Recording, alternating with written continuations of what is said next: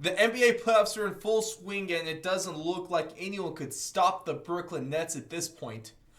Or is there?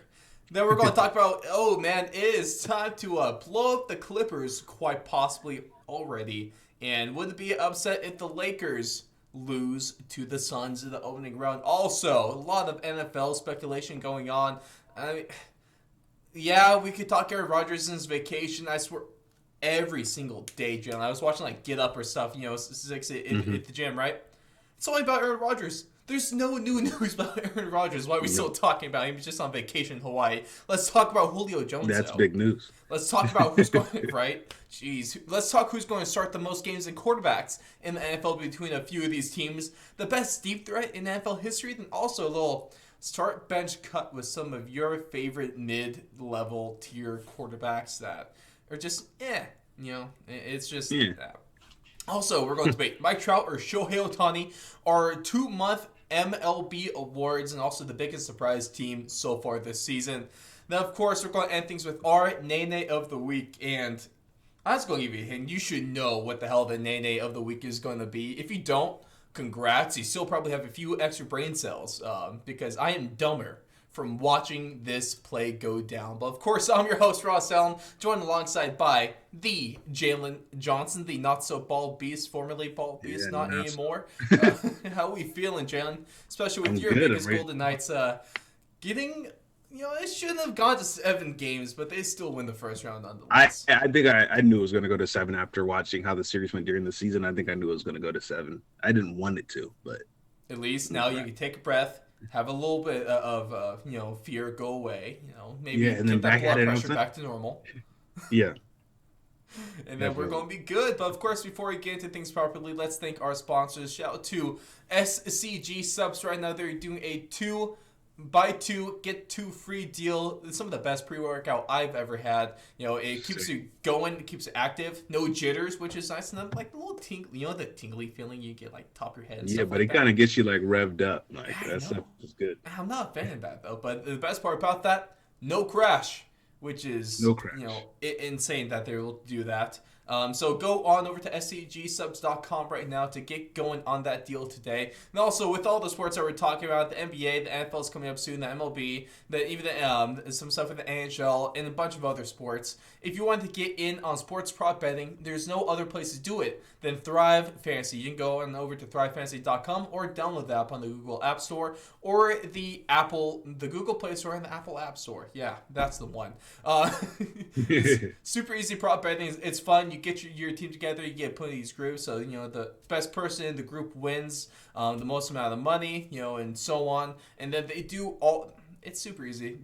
They do all the research for you. They get all the numbers out there for you, all the odds, all the favorabilities, so you don't have to do any of that research. And so you can just go make some money today by using the promo code 4th and long. And on deposits of $20 and up to $50, they will match you dollar for dollar if you use that promo code. Yeah, so make some money. Make some money, man. Speaking of, yeah. What's not money though is the situation that the Clippers are in, because they're having a tough series against the Dallas Mavericks. No thanks to arguably the future of the league. I feel like you could argue that at this point. But, Jalen, the answer, like I said, is that if the Clippers lose the series, would it be time to blow the team up? Maybe trade everyone but Kawhi and try to rebuild around him once again? I don't know. I'm pretty sure Kawhi has a clause in his contract. He can actually opt out of his contract after this season. So technically, they should be more worried about if Kawhi is going to break the Clippers after this season. I think that's probably their biggest thing. I don't think they'll do it. I think he has a better chance of doing it if he's unhappy. And I think with what it's looking like right now, I'd be pretty unhappy. So, and Kawhi left Toronto after winning a championship. So that's a good point. I don't know what this guy will find unhappy enough to leave. I think from the Clippers standpoint, I don't think you fully blow it up. I think you keep Kawhi if he wants to stay. I think you keep PG if he wants to stay. I think more of it's what's around those guys. If you guys can get them a third star, at least some more just bench or something like that to keep up with these other teams, then I think that's probably the better bet. I think you have to get rid of some of the other guys on the team, some of your other starters. I think you rebuild around those two guys and you get another star in there, even if it's not another star, at least somebody who's above average in there that can help compete with them and be another scorer with them. I think that's the Clippers' best bet. Mm-hmm. But I think right now, overall, the biggest threat to the Clippers after the season, obviously, right now, the biggest threat to the Clippers is the Mavs. But after the season, I think the biggest threat to the Clippers will be Kawhi deciding on that opt out or not. And that's the funny question that you also bring up is how the hell do you keep Kawhi Leonard happy? Because he wasn't happy in San Antonio with arguably the greatest coach of all time, with a really solid team that consistently made the playoffs and always put themselves in a spot to contend for a finals. Then you go to Toronto, and then you literally win the finals, and you still leave that team. And now you're with the Los Angeles Clippers, and you have, at least on paper, a good team around you. But they've never really seemed to put it together, or at least not full games for a meaningful stretch of time. Yeah, playoff P is in full swing right now. So there was I saw a meme like a couple days ago after they lost, and someone was like, Kawhi was like looking at PG on the sideline. He was like, "Who started calling you playoff P?" Like, I want to know. Oh, that's awful. It's too accurate, though. It's just not a good look for the Clippers, and I'd be scared to be a Clippers fan right now because those Mavericks are looking mighty scary. Then one of the other things we want to talk about is, of course, all season long, ever since they got essentially a dream team where they just took every single star and put them on the same basketball court with the Brooklyn Nets. They've been the favorite for the finals for a long stretch of the season, and to most people, they still are. But so far in the playoffs, I mean, they've been just absolutely handling the Celtics. It just hasn't looked good. I mean, besides Game 3, where the Celtics had to go in because Jason Tatum is out of this world, quite frankly. He's just a madman. The Bucks, the Nets, they've looked really good. But another team that maybe people might be overlooking in the East, well, it's kind of tough to say overlooking because there's a lot of people that think they're really good too and think they have a good shot at the finals, is the Milwaukee Bucks. Now, it feels like the Nets are overshadowing the Bucks, but if you look at it right now, I mean, they're sweeping the Heat, and they've looked unstoppable in any one of those games. So, are the Bucks actually the better team than the Nets? No. I think right now the Bucks are completely put together and they're working the way they're supposed to. Mm-hmm. I think one of the bad things about having, I mean, obviously it's not really a lot of bad things about having stars like Durant, Harden, and Kyrie on your team. But one of the bad things about how it dare is, you leave off Blake Griffin, okay? Oh, and Blake Griffin. But I'm saying the big three right now, it's those three. They can have bad nights. And I feel like sometimes they feed off each other, and sometimes when one of them has a bad night, all of them have a bad night, which is a hard thing to kind of believe when you have stars like that. I think against Jason Tatum and the Celtics, or whatever that was, I forgot. I'm pretty sure it was last night of this recording. They just couldn't stop Jason Tatum, and then Kyrie couldn't get going, and then Harden and Durant, they couldn't keep up after that, and they ended up losing to the Celtics in Game 3. I think when they put it together, they're the best team in basketball right now. I think the Bucks have an advantage when all you have to worry about is getting Giannis going. You don't have to worry about feeding three other people the ball to make sure that they can get their flow going. You don't have to worry about getting somebody else the ball so they can get their shot down and get heated up. You just have to make sure Giannis gets the ball, and then everyone else is making their plays that they're supposed to make. And it's slightly easier that way. Obviously, it's always still great to have that many stars. But I just think right now the Bucks came into it knowing their game plan. Look, we're going to do Giannis. We don't have to worry about going through anybody else. If someone else pops off in the playoffs, someone else pops up in the playoffs. but their game plan is get Giannis the ball, let Giannis make plays. The Mm-hmm. Nets' game plan right now is, hey, today it might be Harden's game, tomorrow it might be Durant's game, the day after that might be Kyrie's game, the day after that might be Blake's game. So I think that's slightly more difficult when it comes to playoff time. So are you saying something like the 100% Bucks, like when they're at their peak, that's like the 80% of what the Nets can do? It's something like that. Yeah, I feel like their 100% is when they play at the rate of the Nets when the Nets are having off game. So I guess with these two teams, it kind of depends on what your philosophy is. Because to me, the out of these two, the Bucks have the higher floor, but the Nets have the higher ceiling. Yes, So for it's sure. I think with those three stars, if when they have bad nights, you want them to keep shooting because you want them to turn the night around. But when you have them all trying to just shoot and it's not working, then you end up down by a good amount of points trying to heat your guys up, and it might be too little, too late. If Giannis is having a bad night, you just let the rest of the team play team ball until he picks the hell up, and you're good. But when your stars like that, when you have three stars playing like that together, bad nights or bad shooting nights for any of them is kind of bad for the team because pretty much the Nets defense isn't the best, but at the same time they don't worry about it because they can outscore anybody when they're having a good day for all their big three. But as you saw, Jason Tatum drop 50 and Kyrie didn't have the best game. I'm not saying that's like a sign of things to come, but Kyrie didn't have a good enough game. The defense didn't play good enough for them to slow down the Celtics. They couldn't outscore them. They lose. And I mean, yeah, that's basic basketball, but at the same point, yeah, it's even more that for the Nets because they don't have just like some intimidating defender down there, you know? So I think right now that the Bucks are playing better, especially with they're playing the Heat. I think they're a worse matchup for the Heat than the Nets are for the Celtics. That also comes in. And then one of the last things we want to talk about with NBA today is would you consider it an upset if the Suns, the number 2 seed Suns, were able to knock off number 7 seed Lakers? Now, I gave my opinion a little bit earlier on our Instagram and Twitter page, which you can go follow Twitter at Fourth Long Radio, Instagram at Fourth Long Radio, or just go to thefourthlong.com.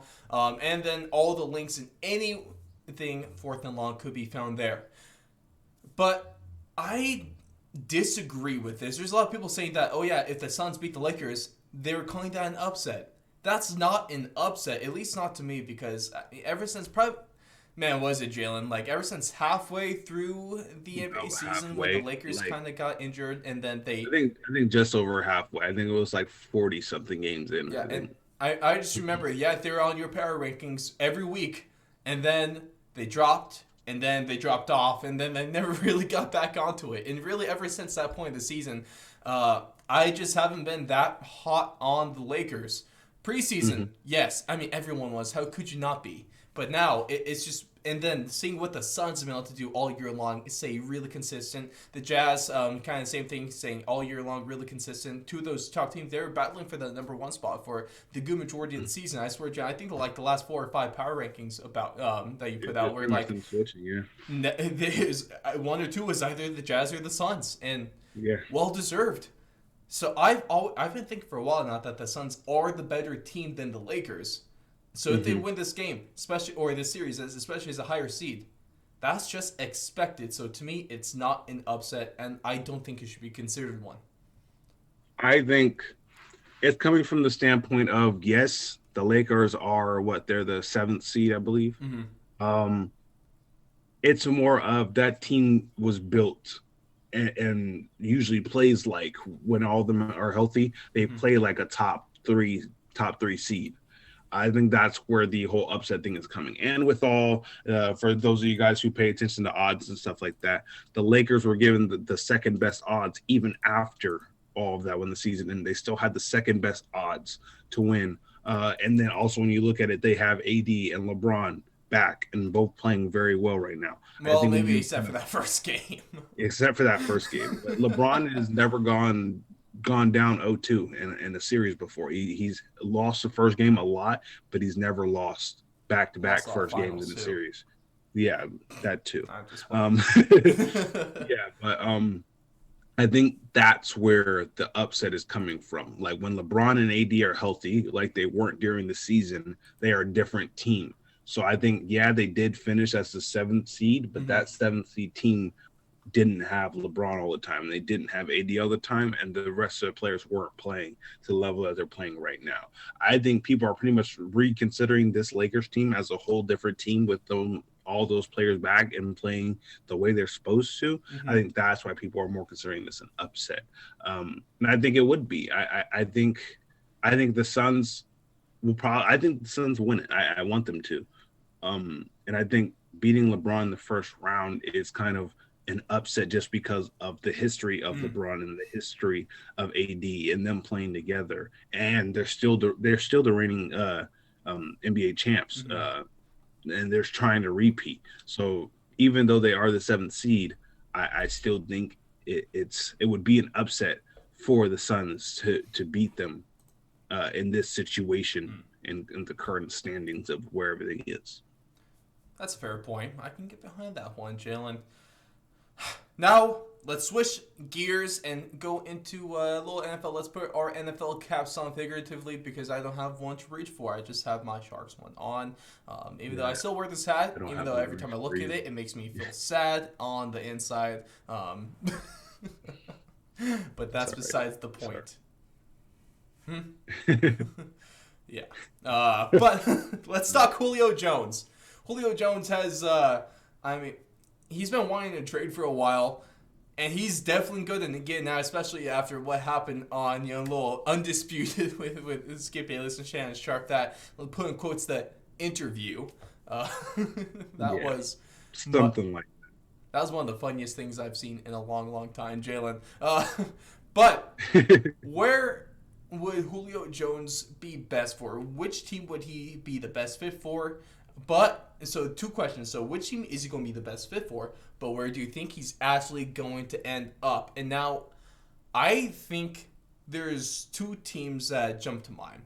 I've been saying the Mhm, San Francisco 49ers since about the beginning of the year. So for months mhm. now. That would be a fantastic spot. Imagine having him and George Kittle reunite him with his former offensive coordinator, who's now a really good head coach, and put him with Trey Lance, who has a cannon for an arm. That is a fantastic and scary matchup to have on your offense. But then also, which team desperately needs a wide receiver one if they actually want to make a run at the Super Bowl? That's the Yeah, Baltimore Ravens. yeah. Yep. So I think he'd be best on the Niners. The Ravens desperately need him, but I also Mhm. think he is going to end up on the Patriots because the Patriots get everyone. They could be bad for 1 year. The dynasty's back, and we're all worse off for it because as NFL fans, the only thing we have is the Patriots winning a lot more games than we'd ever like them to. Yeah. I think one thing that's going to come into play that a lot of people aren't considering, that might come into play for Julio is Julio wants to play with a good quarterback. Mm-hmm. Um, Obviously, he's not saying Matt Ryan's bad, but he wants to go to a team that is solidified at quarterback. Well, he I did think, say just blatantly, I want to win. So yeah, and he wants to come win. on, you're not So I winning with the think, Falcons because if I remember the stat, Jalen, they were near the like top 10 of most points in the first half of games, but they're at the mhm, bottom 3 or 4 of points scored in the second half of games, and yeah, that was so they're not prevalent in winning. the beginning of the last season. They're Yeah, just that was not a pretty good team, bad. man. Just not good. It was, yeah, that was really bad. I think that's going to come into play. I think it's going to come into play, like, especially for like the 49ers. 49ers, they are not sure. If I feel like if Trey Lance was given the starting job straight out the gate, I think he'd be a Niner. Mm-hmm. Um, but I think with that competition of they might switch quarterbacks at some point in the season, I feel like no receiver really wants that. So I think he'll try to avoid San Francisco. Mm. I think the same thing with the Patriots. I Mm-hmm. think he would go there if Cam Newton was the guaranteed starter for the season. But with the situation, Mac Jones might start at some point, and I don't think he'd like that. I think Baltimore's a good bet with Lamar over there. But my top two would probably be the Patriots and the Titans. I think the Titans need somebody to replace what Davis left for the Jets, I That's more believe. than replacing Corey Davis. Yeah, That's better than that's AJ more Brown. than replacing. You're getting another AJ Brown, and you're allowing AJ Brown to learn from Julio Jones, Jeez, which dude, would that's be great scary. for his development. You already I have think a it's fantastic great. run game, the best in the Yeah, league. and then I don't know, not even as a Cardinals fan, but like I was like looking through the stuff, and then DeAndre Hopkins that posted, remember what we talked about, and it was a picture of him, DeAndre Hopkins, Julio, and Yeah. AJ. And I was like, hold on. What did you guys talk about? Trying to put a super team down in the desert. Jeez. Yeah, that was I like at first because I was like I wasn't even like considering it. Like I saw a lot of people talking about it just because DeAndre Hopkins first recruiting him. But then when he said, "Remember what we talked about," and it was him, AJ Green, and Julio, I was like, "Oh crap!"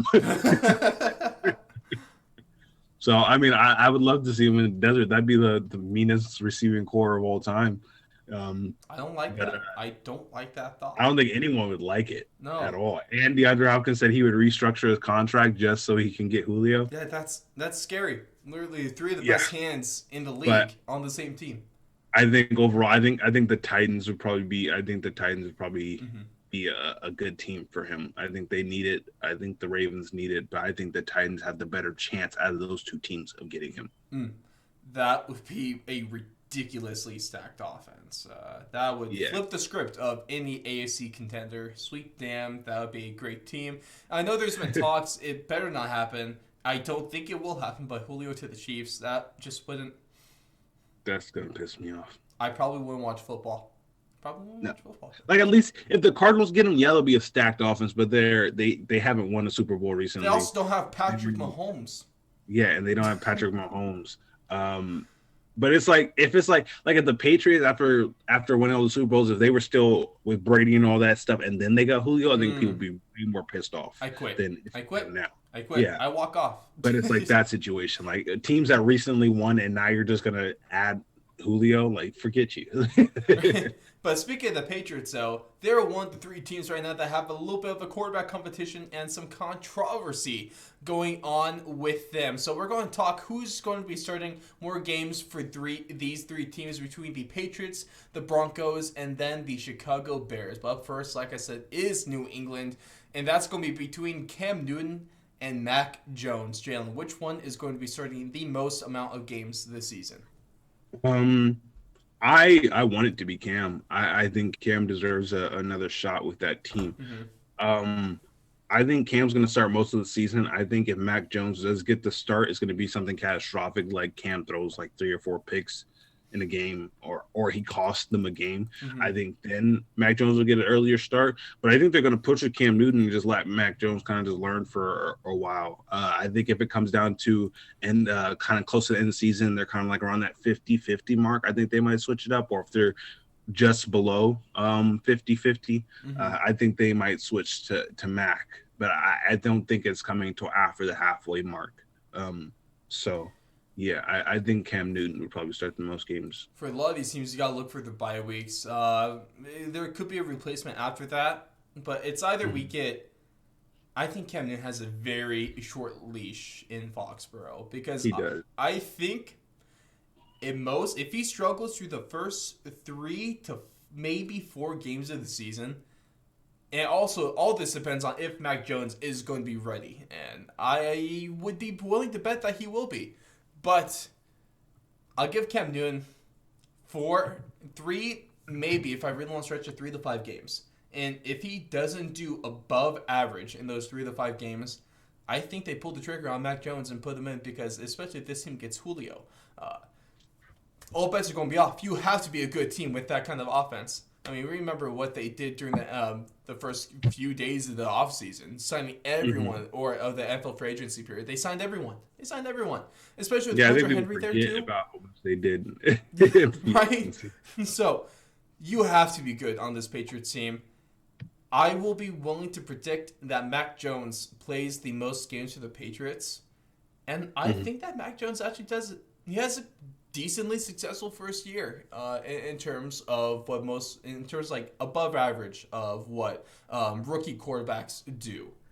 And so I'm just not sold on Cam Newton. Ever since he left the Panthers, it's just been weird. One thing I will always, pat myself on the back for was predicting after week 1 that he was going to have more rushing touchdowns than passing touchdowns.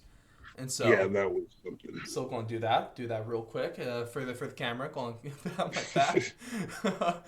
So I'm just not feeling Cam Newton. If he surprises all of us, then good for him. That'd be cool because he's a very dynamic quarterback when he's going, but when he's bad, he's really bad. Mm-hmm. There's a reason that they lost a game last year to the Broncos, and the Broncos only kicked field goals. They kicked 6 field goals and won. Yeah, that was unfortunate, to say the least. That's a really soft way to put it, Jalen. That was awful if you're the Patriots. So Cam Newton has to be good. Otherwise, Mac Jones is going to be in there really quick. Now, if we head on over to the aforementioned Denver Broncos, let's talk about the new quarterback competition between Teddy Bridgewater and Drew Lock. Now, there's a lot of things. I mean, the Broncos, they could have at least a top 5, maybe a top 3 defense next year. So that's going to be there. They're getting all these players back. They beefed up that offense again. They helped that offensive line. They got a solid new running back in the draft. Their wide receivers are one of the best receiving corps in the league. So, if you're Drew Lock, you get 3 games, maybe 4 games this year to be good. And if you're not good, or if there's no sign of hope or improvement from last year, he is out of there so quick. Because right now you have a ceiling raiser in Drew Lock, and you have a floor raiser in Teddy Bridgewater. We've seen what Teddy Bridgewater could do, though. So, you can win games with Teddy Bridgewater. Drew Lock can win you more games, though. So, I will say that Drew Lock does start more games, and might just be reading into it too much. And of course, he did train with Peyton Manning this offseason. And if you look at what he's doing in practice, he has changed his pre-snap stance to Peyton Manning's. Mm-hmm. So, that could mean everything. That could mean absolutely nothing. Will he become Peyton Manning, or will he become Peyton Manning right before he left the Colts? Which Peyton Manning are we getting? We're getting 2014 Peyton Manning. Oh, that would... No, we're not going that far.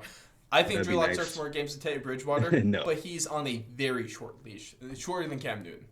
I think Drew Lock is traded to the Steelers at the trade deadline this year. Wow. So that Teddy Bridgewater can take over as quarterback, and that they can draft another guy coming up in the next few seasons. I think Drew Lock's going to struggle, but I don't think Drew Lock's a bad quarterback. I just think it's going to just come down to a little early play. And I think Teddy Bridgewater is going to get a shot just because Drew had a bad game. And I think Teddy's just going to run off with it. Do I think that they're just going to be like a dominant team? No. But I definitely think that Teddy Bridgewater, if you give him the opportunity, he will take that team and he will run with it. And he won't give them a chance to even want to put Drew Lock back in. I don't think he's going to have like an MVP type season or anything like that. But I think he's just going to be too consistent to take him out. It's going to be kind of like one of those things, like if your quarterback gets hurt, you put somebody else in, but the guy wins 6 games in a row, you're not going to pull him. So I think that's what happens, and I think at that point they just decide, hey, look, we're going to stick with Teddy. Someone else is going to need you. I think a team that might end up needing a quarterback, or at least a quarterback to compete, is definitely going to be the Steelers. So that's what I have. Of course, this conversation about the Broncos quarterback doesn't really matter because they're going to be getting Aaron Rodgers on June 1st. So I don't know about that. I do know about that. Oh, we're getting so close to. We're there, Jalen. We're there. Yeah, Aaron Rodgers is going to be traded to the Denver Broncos, and it's going to be good.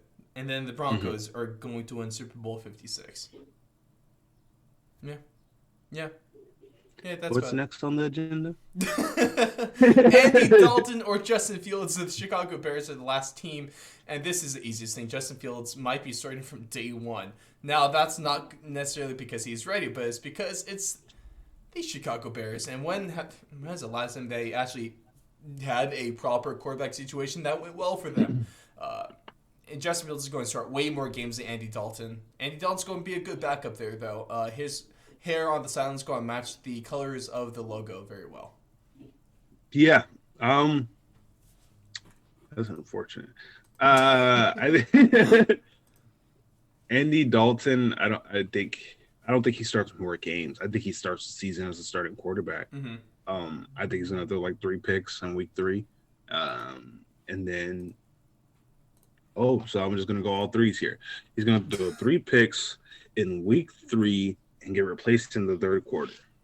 Wow.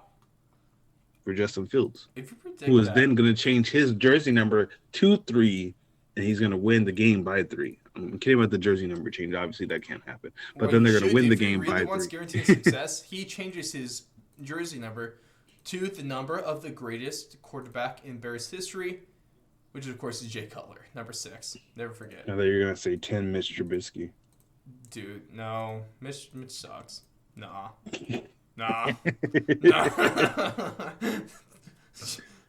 Yeah. I don't know who's the worst backup quarterback that the Bills have ever had. Is it Nathan Peterman or Mitch Trubisky? It's Mitch, but I mean, the joke was funny. Yeah. So it's all good.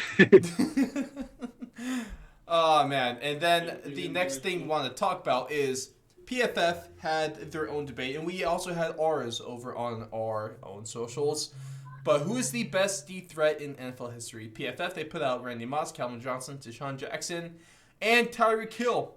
Then ours, I put out Randy Moss, Calvin Johnson, Deshaun Jackson. Did not put Tyreek Hill on there because no, we're not doing that. He's not. And if you actually, that debate had me pissed because I kept on saying, if you actually argue that Tyreek Hill is the greatest deep threat in NFL history, shut up. Yeah, you don't know football. No. My thing is, yeah, he's you can't, fast, but tell me when he gets a stat line of 3 catches, 3 touchdowns, and about 250 yards. The most that's what I want to see. Stat line of all time. Randy Moss is undefeated. Yeah, I think it was like 180 something, like 183. Like 183. It was like 180 something, but about 200 yards. It was a lot. Yeah, it was a lot. Almost. I think my problem, first of all, with people adding all these like newer players to best of all time. Like I saw like somebody posted like best quarterback of all time, and like the 4th option was Patrick Mahomes. I'm like, yo, Patrick is good, but like you can't say of all time already. Ooh, Jalen, but can we say that there is a difference in the greatest of all time and the best of all time? Because I will argue yes on that one. Yeah, I will argue there's a difference between Tom the greatest Brady and the best of all time. is the greatest quarterback of all time, but the best quarterback of all time is Aaron Rodgers. Yes. Are we on the same page with that? Yeah, I think greatest kind of comes down to more achievements and stuff like that. Mm-hmm. I think the best kind of just comes down to overall player. Less about the Super Bowls, more about what they did. Like stats no longer matter. It's more of just looking at what they did. Stats, achievements, records, all the above can be placed into greatness. Go for greatest. But like I feel like when you look at the best, it's kind of like you might have a quarterback who just like stats wise didn't look like, or like let's put it in like baseball terms. You might have a guy who's only batting like 2 something, but he's always putting runners in the score his at bats. Yeah. Like all of his at bat, that he might be up there higher than you would normally put him in the best of all time, just because of what each of his things meant compared to the greatest of all time. Because he only hit 200, you're probably not going to be up there in the conversation. Yeah, it's Randy Moss, but Randy Moss. We both agree that of all time. Calvin Johnson 2, and then Deshaun Jackson 3. No disrespect, just because if you get a ball, I remember sports science. I used to love sports science. They should bring that back. That was so good. But I remember Calvin Johnson having this crazy, like, extremely giant radius of being able to catch a football. That guy caught everything they got within the same zip code of him. Yeah, pretty much. Yeah, so that stuff is crazy. But even no disrespect to Deshaun Jackson. Deshaun Jackson is definitely number 3 on this list, but it's not by a lot. That guy was like, especially when with him and Michael Vick, that was dangerous. That combo was unstoppable. Them against the Redskins when he freaking threw like that 60-plus yard freaking pass And then the and only thing then he that could ran really it in. stop Deshaun Jackson was himself and dropping the ball at the 1 yard line. He did that, what, 3 times in his career? I think so. 2, 3. It was, but he also did have the crazy punt return against the Giants. That was one of the best punt returns of all The time. miracle at the Meadowlands. I was like, oh, Yeah. dude, that's You remember like 8, like 9 you remember years like ago at this Madden point. Madden 09 and Madden 10 when you could play moments? Yes. Yeah. Back when Madden was still a respectable franchise. Yeah. Not anymore. Now it sucks. It hasn't been good for a while. Yeah. Now you have to be a pro to even play the game. Like you can't even just have fun anymore. No. And then you run the same 3 plays because those 3 plays are literally undependable. Yep. Thanks, How man. the mighty have fallen. I hate you, EA, and I hope you burn a fiery hellfire. The last part of the NFL stuff for this show is start, bench, cut. And then this is another thing that we put on the socials, but Jalen, start, bench, cut. Kirk Cousins, Jimmy Garoppolo, Derek Carr. I feel like you just have to rebuild at this point if those are the 3 questions. Is there a trade option? Yeah, like can I trade all 3 for somebody else?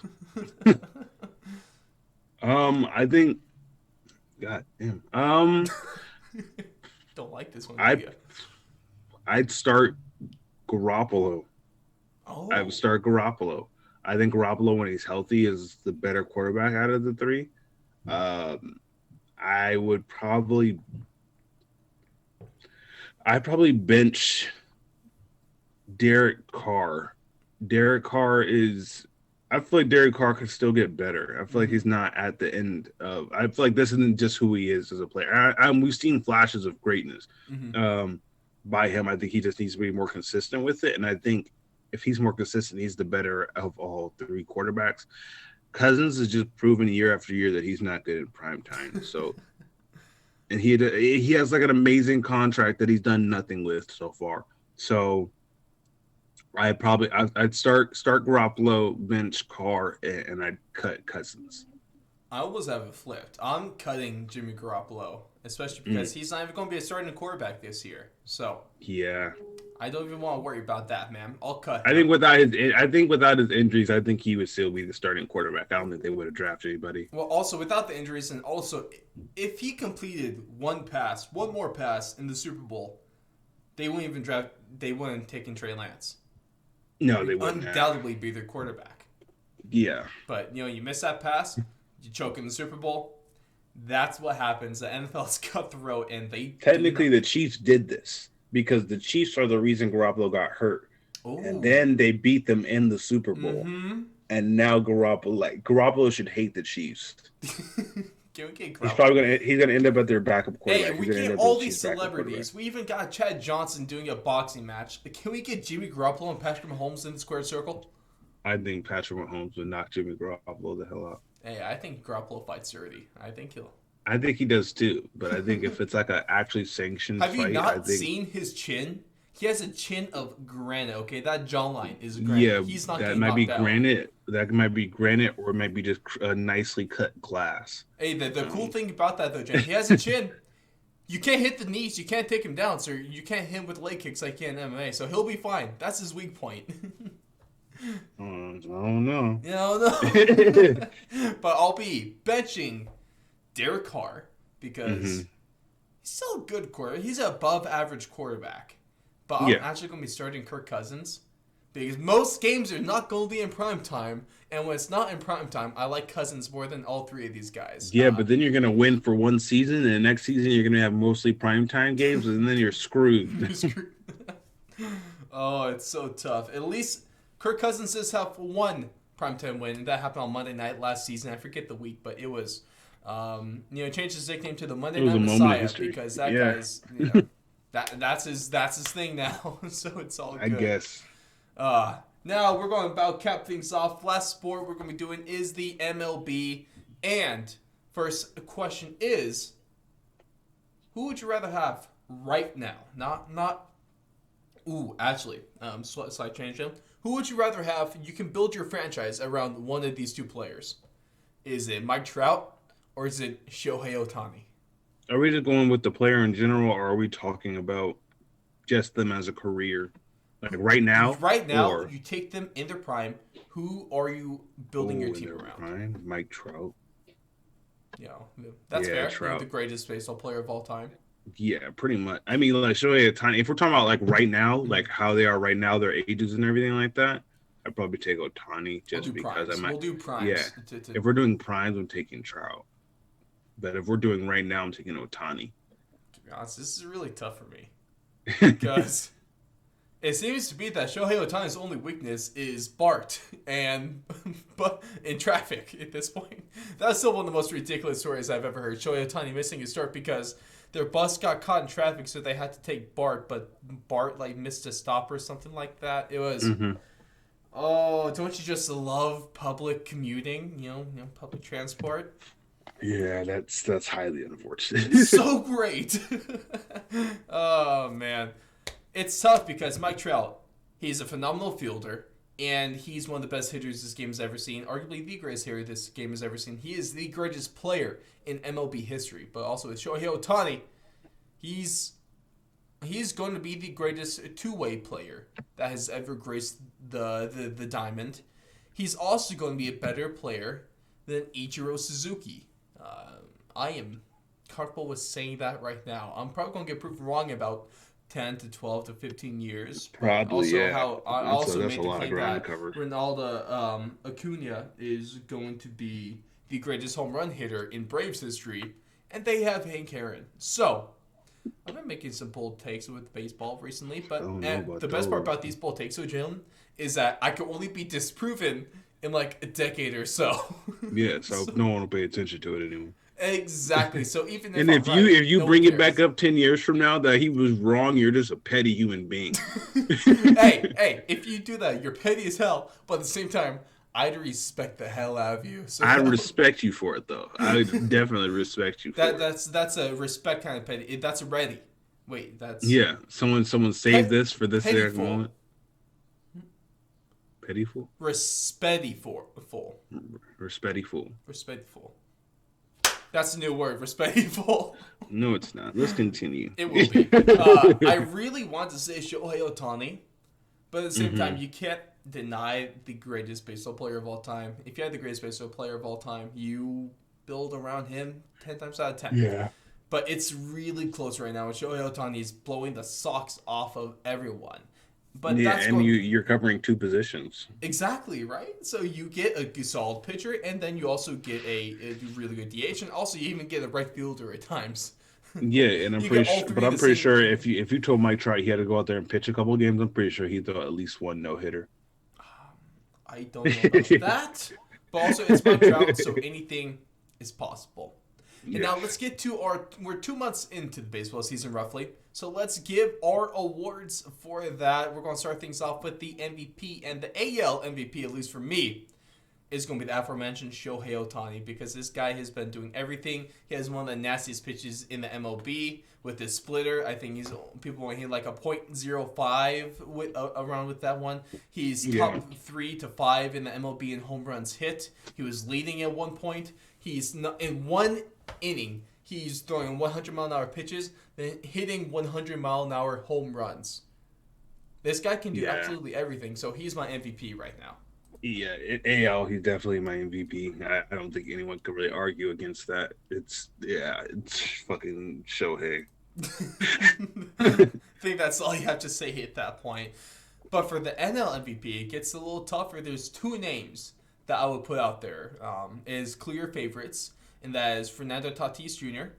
and that is Ronald Acuna Jr. That's a weird way of saying Buster Posey. No, Taylor. No. So, Shohei Ohtani, because Comeback that's player of the such year. a homer right now. Jeez. But it's really tough. I think what it comes down to for me between these two names is that since Tatis missed some time with the whole COVID stuff, I'm going to give it to Acuna. It's really close for me, though, between those two. That's fair. Yeah, that's fair. What about I'd probably for go same way. Just like I was with the MVP odds for the NBA. I think it comes down to when you have to sit some games out, it hurts you. Mhm. So I would definitely have to go with Acuna also. Yeah. The more games you play, the better off. But both these guys are ridiculously good, and it's going to come down to a razor and just a razor sharp, razor close. No, that's not the saying. It's going to be a really close finish at the end of Yeah. the season for NL MVP. That's for damn sure. And then with the Cy Young, in the AL, to me, there's one guy that stands out, and that is Garrett Cole so far this season because he's been up. He has some of the most strikeouts in the league, one of the best ERAs in the league, and he has some of the most.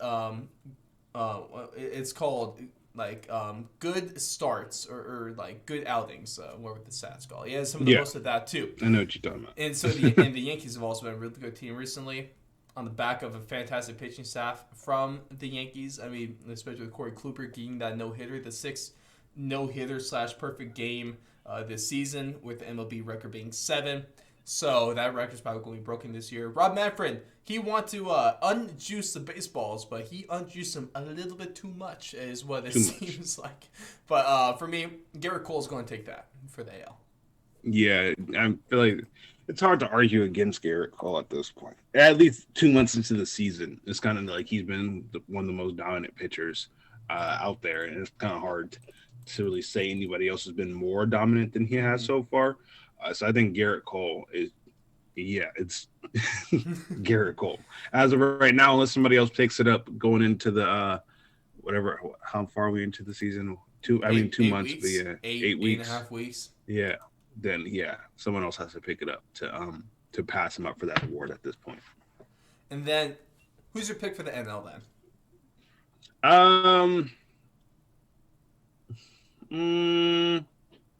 I swear, if you give me a Giants player. I mean, I wasn't gonna say Gossman, but no. Probably. Unfortunately, Bauer. Are we really gonna mention all 4 of these picks? Yeah. Wow. Trevor Bauer been playing. The thing with Trevor Bauer is that there's a lot of like I guess leeway. The NL Cy Young, I think right now is a lot more open than the AL Cy Young, because right now one of the things is Trevor Bauer, and some of the most strikeouts. He is top 5 in strikeouts currently. Mm-hmm. He has quality. He has 9 quality starts on the season to his name. Then also he has a low earned run average, and then he also has a decent amount of like kind of a lot of people like for the signing. They look at ERA. The current ERA leader in the league is Jacob deGrom. He is at a .8, but at the same time, he only has 45 innings pitched compared to, at the time of recording this, Trevor Bauer has about 70 innings pitched. So, quite the margin more. And Trevor Bauer is still a very, very respectable 2.07. He has more strikeouts. He has less like hits per average, I guess, if you want to go with the inning pitch ratio. Less home runs given up. Less walks given up. So to me, it's Trevor Bauer. And the Dodgers also have been the best team in baseball for most of the season. So if you choose the best team in baseball, and if they have the best pitcher in their league, then that just kind of makes sense. Yeah. And Jalen, last thing for the MLB is our biggest surprise team.